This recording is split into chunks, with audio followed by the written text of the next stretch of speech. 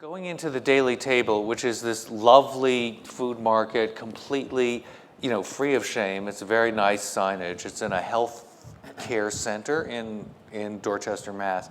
It is a lovely experience, except you feel so embarrassed when you come to the cash register because it's like a couple of dollars.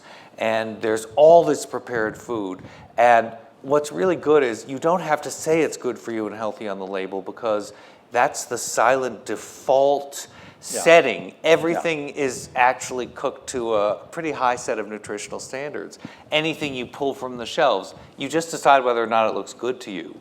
And then if you're a guilty consumer like each of us would be, you make a big donation at the cash register and just leave a lot more cash than they charge you because it's so shocking. But could I just we're about to get to Sam.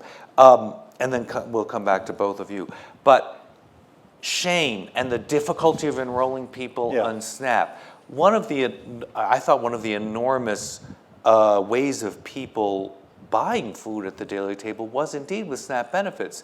And I thought that SNAP had worked immensely hard to try to remove a lot of the stigma by, for example, using electronic benefit cards so that they look like credit cards and you aren't stigmatized and shown. But don't you have a very high percentage of? So we have not near as high as we'd like. Turns out that we employ about 35 full-time employees in our store, and 90% of them from a 3-mile radius, 78% from a 2-mile radius.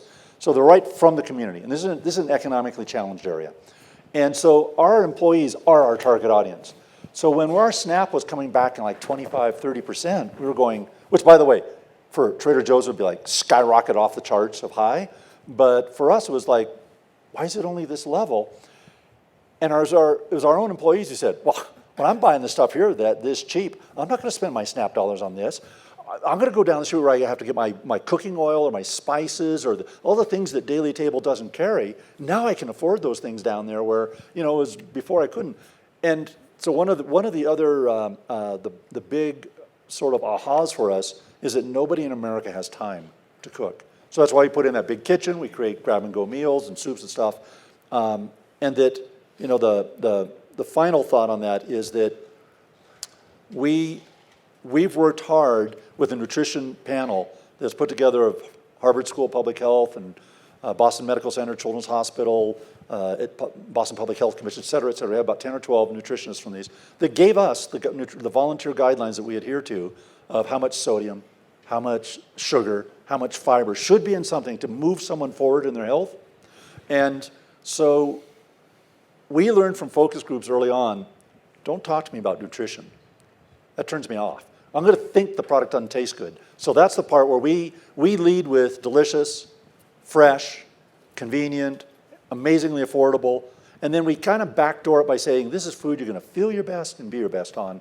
And then internally in the kitchen, we tell them, you're making food to die for, not die from. So great. Thank you very much. That is now. Don't you all want to go to the Daily Table? Yes, you all do.